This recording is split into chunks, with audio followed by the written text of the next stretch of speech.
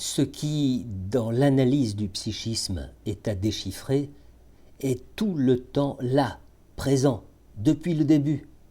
Pour Freud, et tel qu'il l'a formulé, le refoulement était inséparable d'un phénomène appelé le retour du refoulé.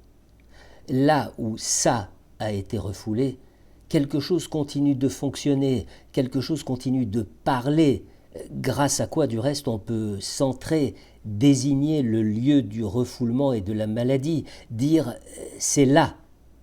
Cette notion est difficile à comprendre parce que lorsqu'on parle de refoulement, on imagine immédiatement une pression, c'est-à-dire une masse vague, indéfinissable, appuyant de tout son poids contre une porte qu'on refuse de lui ouvrir. Or, en psychanalyse, le refoulement n'est pas le refoulement d'une chose, c'est le refoulement d'une vérité. Qu'est-ce qui se passe lorsqu'on veut refouler une vérité? Toute l'histoire de la tyrannie est là pour vous donner la réponse. Elle s'exprime ailleurs, dans un autre registre, en langage chiffré, clandestin. Eh bien, c'est exactement ce qui se produit avec la conscience. La vérité, refoulée, va persister, mais transposée dans un autre langage, le langage névrotique.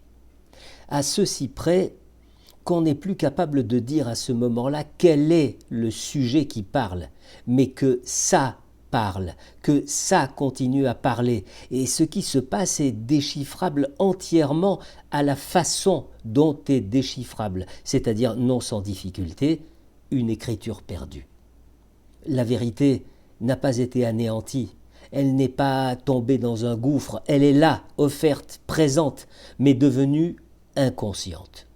Le sujet qui a refoulé la vérité ne gouverne plus. Il n'est plus au centre de son discours. Les choses continuent à fonctionner toutes seules et le discours à s'articuler, mais en dehors du sujet. Et ce lieu, cet en dehors du sujet, c'est strictement ce qu'on appelle l'inconscient. Ce qu'on a perdu, ce n'est pas la vérité, c'est la clé du nouveau langage dans lequel elle s'exprime désormais.